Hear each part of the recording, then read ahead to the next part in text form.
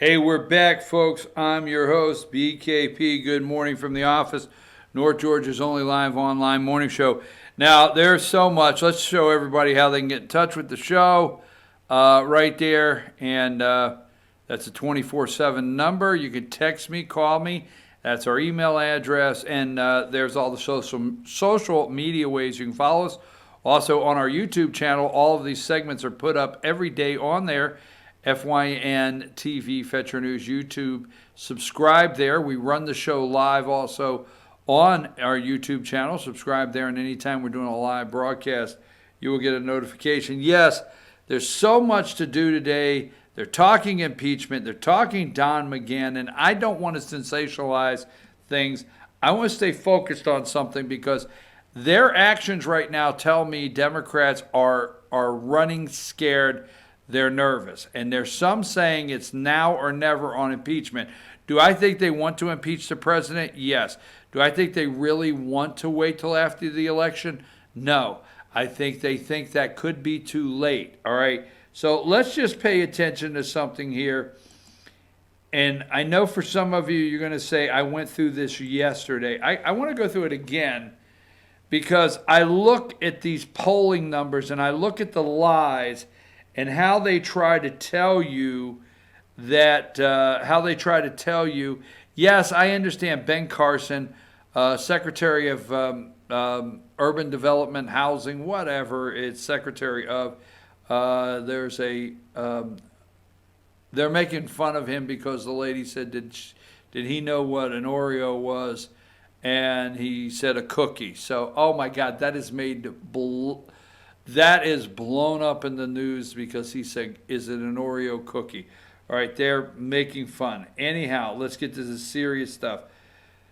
How do we know they're trying to do everything to sabotage our country, our economy, our president? I mean, could you not be happy for anything? Any of the media, could you not be happy for anything? So, let me explain this. Let's go to number 76, okay?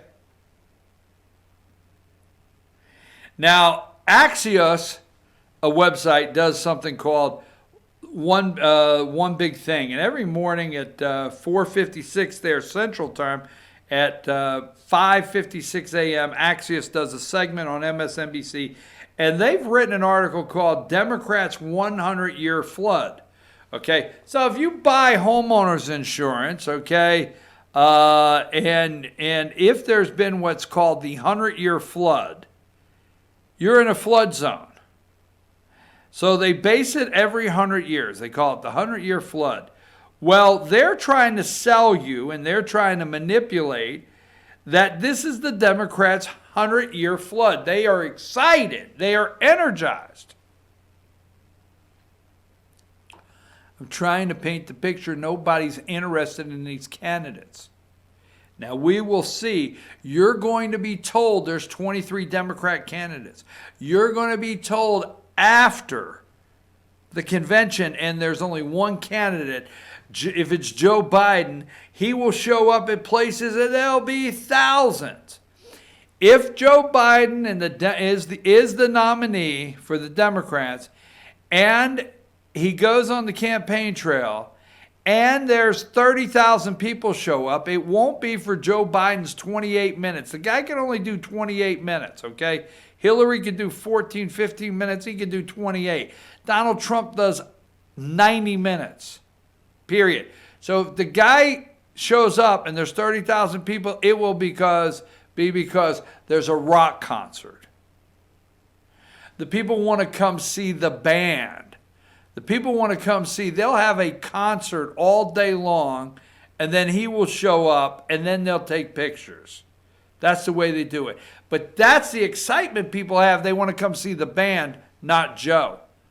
Totally different. I'm just telling you, you got to pay attention. There's no excitement level whatsoever, and this is a lie. See, Democrats' 100-year flood, they're going to try to paint the picture that there's more enthusiasm. Now, look at Joe here, okay, with a head full of hair that he purchased somewhere, and he is in Philadelphia, all right? Philadelphia. So let's go to number 77, all right? Now, number 77, this is not a choir behind him. You got it? This is not the local church choir that showed up to sing behind him.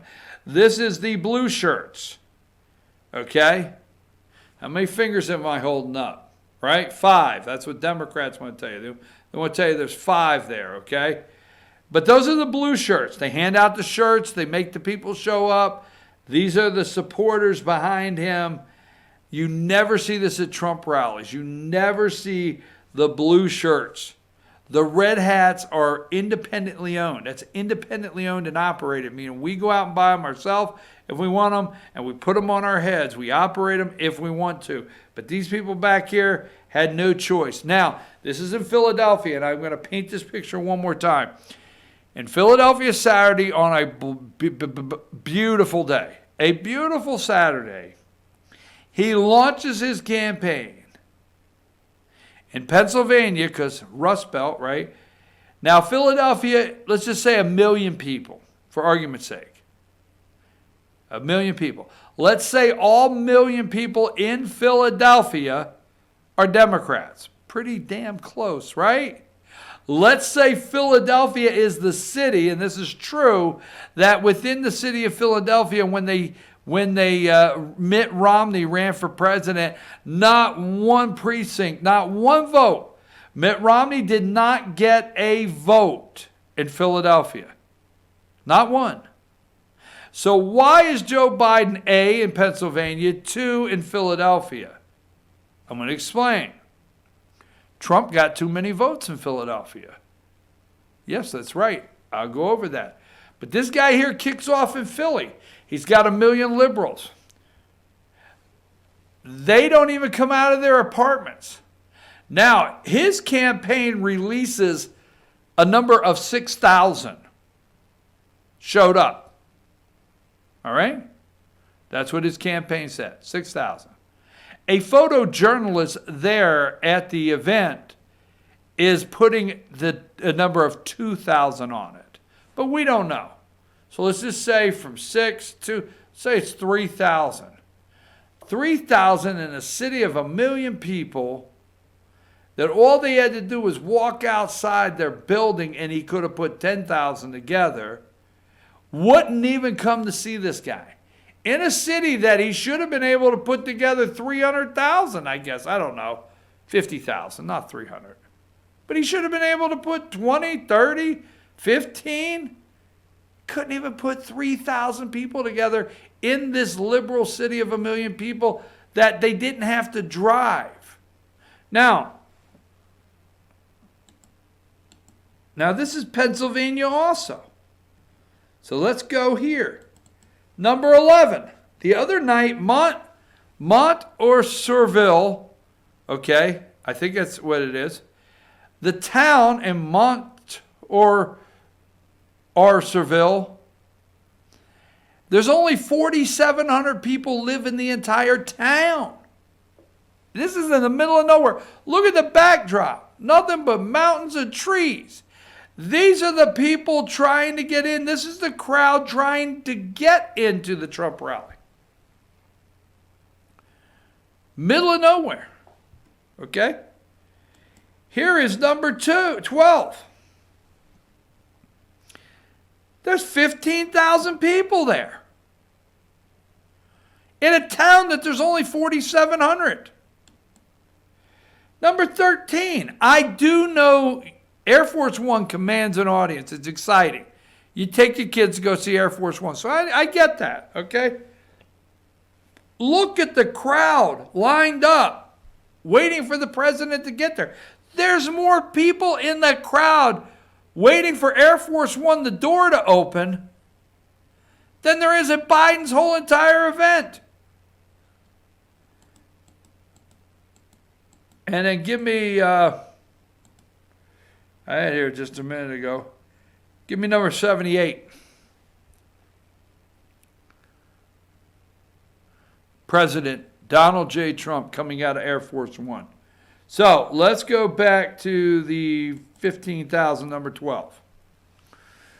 So Biden in a city of 1 million people, Biden in a city where Mitt Romney ran and did not get one vote, Biden in a city where all they had to do was come out their door and he could have got together 10,000 people, could not put 3,000 people together in a city of 1 million liberals, a city of 1 million liberals.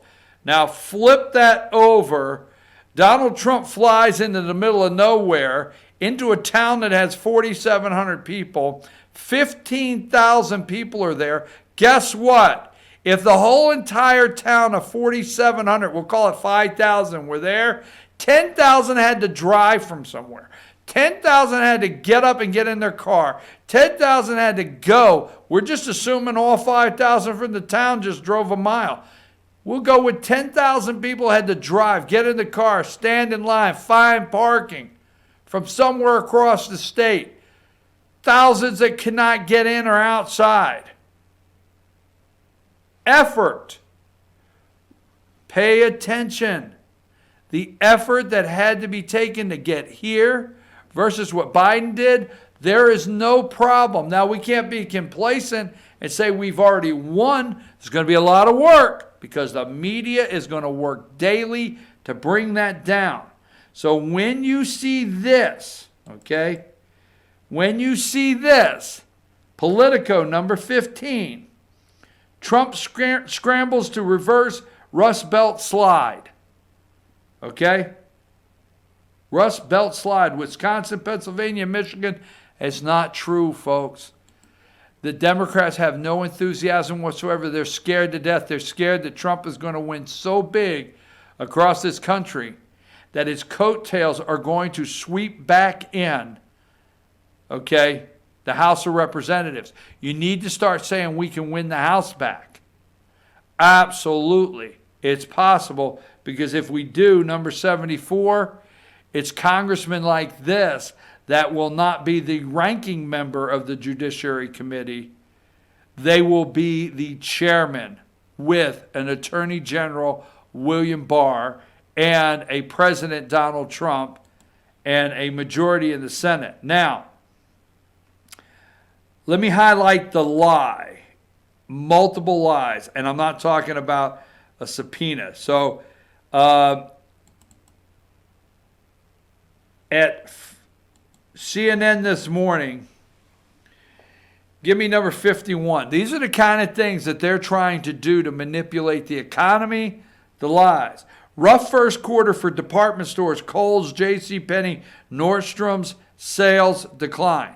Okay? Rough first quarter. Now let's go to number 50. Rough first quarter. Nordstrom's is down 3.5, Kohl's 3.4, JCPenney's 5.5. Retail sales decline. Now here's where they try. See, they've gone out. CNN has gone out and found farmers. They ought to just do a whole campaign called Farmers Against Trump. CNN is all over the country trying to sit down with every farmer and find out how bad the tariffs are and how, devastating the tariffs and the trade war with China is. And they're running these highlights with every farmer they can find. Well, how about this one? Give me number 49. Rough first quarter for department stores. Again, Kohl's. But what's up there, okay? What's up there? Chinese imports to U.S., right?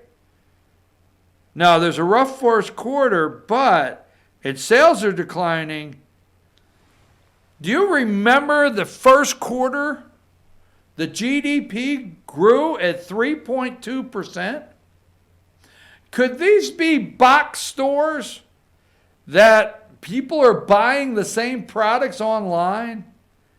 Do you realize, and I'm not just talking about Amazon, there are some really good apparel stores that are as affordable that people are shopping at every day? I mean, maybe these companies have to change their business model. But what are they doing as they progress this? 41% of all apparel comes from China. 72%. Now, these companies, okay? This is what they bring in. 72% of all the footwear, China. 84% of all travel goods, China. What did I tell you? I told you the other day. Guess what? I'm not going to do the math. If there's 41% of all apparel comes in, I guess is that 59% that's not made in China? I said the other day, go to the store, look on the label. If it says made in China, put the damn thing back on the shelf. 72% of footwear. So what does that mean? 28% is not made in China? There's a chance you could buy another shoe. 84%. But this is what CNN is doing, right? And number 47, you got Kohl's there. Rough decline, okay? But what they're trying to do is they're trying to tie it, their sales declining. They do that all the way to the point till they get to China and the tariffs. And if you listen and read the report that they put out this morning that I watched, they want to lead you to believe that these stores are suffering losses because of Trump's trade war with China. Not true. Not true at all. There's a big possibility that these stores have to change their business model and have to look for another direction to go in to retain their customers and grow their business. Now, the 3 stores that they brought up, and see, they didn't even have to go to the China imports and talk about tariffs, okay, as sales decline. JCPenney's, Nordstrom's, and Kohl's, I would say their largest business model is the box store. But it's got nothing to do, absolutely nothing to do with tariffs from China. But these lousy, no good, low life, deep state media people try everything they can to tie everything to something that Donald Trump's done and turn it around like he is hurting our economy with these Chinese tariffs. All right, let me get to this here. All right. Do they want to impeach the President of the United States? Yes. Bottom line, yes, they do. And where's it at here before we take our break? I had it here this morning.